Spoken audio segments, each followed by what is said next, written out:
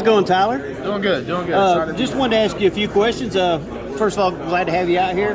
How do you feel is your best strength that you brought to Furman from Presbyterian? I would say resiliency, because haven't had a winning season at PC. We always kind of struggled. So coming in, I knew obviously that I know what the downs were. I also had plenty of ups at PC, but I think coming in, resiliency was the one thing I brought, because I've been through a lot of games. I've had 3-year starter, all that kind of thing. So I've had a little bit more experience than I would say most players. So I mean, it was a good time though. I was glad to come over here. How did you feel about your experience playing Clemson last year? That was definitely the biggest game, biggest environment I've been in. I heard after the game, though, that was their first full capacity home game since COVID, and it was rocking in there. I mean, the first play of the game, I get my helmet ripped off, and it gets tossed over into the student section, and I got to jog over there, and they're chirping, they're throwing stuff. I mean, it was a good environment to play. It was very fun. It was fun to shut them up, too, whenever we did. Yeah. Oh, yeah, you came very close last year. What would you say is the toughest player that you've ever encountered on the football field? First one that comes to mind, I don't know his name. Number 11 from ETSU, the linebacker. Okay. I don't know his name, but he was a very good player last year. He still haunts us this day. I mean, we didn't have nothing for him. He was a very good player. Very good player. Oh yeah.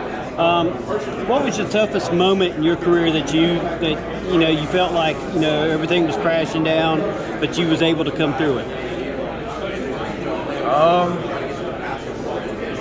I would say, honestly, the Cardinal Word game, obviously our second round playoff, I wouldn't say I overcame it because we still lost, but I mean, we're down, I think, 28-7 at halftime or whatever it was, and I mean, at that point, we're down and out. That team's a big, high-power offense. They can score any second, and I mean, we were struggling, and I mean, we started reeling it back in slowly. Came all the way back, ended up leading it with a minute and a half left, 38-34. They go up, and unfortunately, I throw a pick to lose the game with like 20 seconds left. Tough way to end it, but I think the resiliency of that team really showed rather than the toughness. Like, we've been in dogfights, and I mean, I'll take the blame on that one, but that was a game where like you could see that team was meant to win that game, and I mean, it was a tough one, but you can see how we were ready for that game. We were prepared. What motivates you to do this year as far as going what everybody predicts you to be, and that's be in the playoffs? Right. I don't know, that's a tough one, because I've never honestly been, even myself personally or as a team, I've never been projected to do anything good. It was always the underdog role, so this would be something new for me. I've never, like I said, experienced and be told that I'm supposed to win all the games, I'm supposed to be good this year, all that kind of stuff. So, I don't know, it'll be a new test for me. I think just, obviously for me, just can't get complacent. Obviously as a team, we got to do the same thing. We were preaching that all offseason, the preseason hype, and just because everybody says you're supposed to win the conference, you're supposed to beat these guys, that doesn't mean we're going to win the game. They're not winning the game for us just because they say they are. So we got to go out and do it. And I mean, we're confident we're going to get that done. What do you think has inspired you the most in life? Inspired me the most.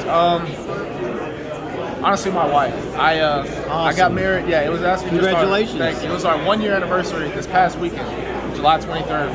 We went down to Atlanta, but that's my high school sweetheart. We've been together for about 8-9 years now, since freshman year of high school, all the way through. Wow.